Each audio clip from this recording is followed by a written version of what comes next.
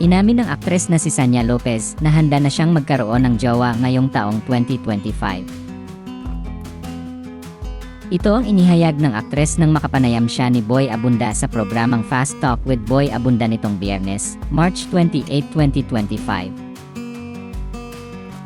Sinabi rin ni Sanya na mahalaga sa kanya ang balance sa love life at sa career niya. Inilahad ng aktres sa naturang panayam na ang edad na gusto na niyang magkapamilya ay 32 o 33. Ayon pa sa kanya, ka-close raw niya ang kanyang kadate ngayon at patuloy raw niya itong kinikilala. Kaya naman nagbigay ng mensahe ang aktres para sa kanyang potential boyfriend.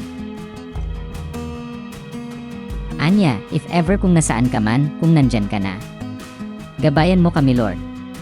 Gusto ko si Lord lang ang nasa center namin kasi kapag may takot ka sa kanya siguro ako na yung pangalawa. Sana ingatan mo ang heart ko kasi if ever ikaw ang first boyfriend ko sana siya na yung first husband ko soon kung siya man ang ibibigay ni Lord sa akin. Lord, nasaan na siya?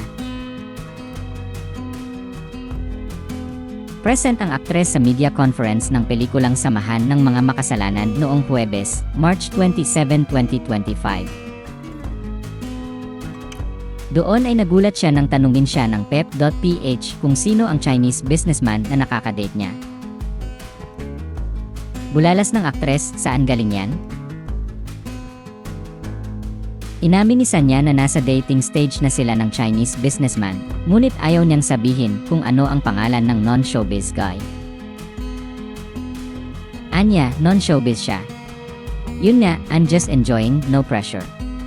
Tapos, kung sabihin ko naman talaga, kung sino man yung talagang ibigay sa akin ni Lord, siya na yon. Ayon pa sa aktres, bukas naman daw siya sa posibilidad na magkajowa na at seryoso naman daw siya rito.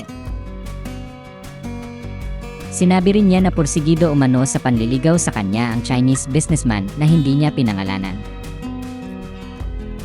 Mapapanood si Sanya Lopez sa upcoming satirical comedy movie na Samahan ng Mga Makasalanan at kasama niya sa naturang pelikula sina David Licauco, Buboy Villar, Betong Sumaya, Charis Solomon, Joel Torre, Lizel Lopez, Yuen Mikael, at marami pang sparkle artists. Ipapalabas na sa mga sinehan ang upcoming film na Samahan ng Mga Makasalanan sa darating na April 19, 2025.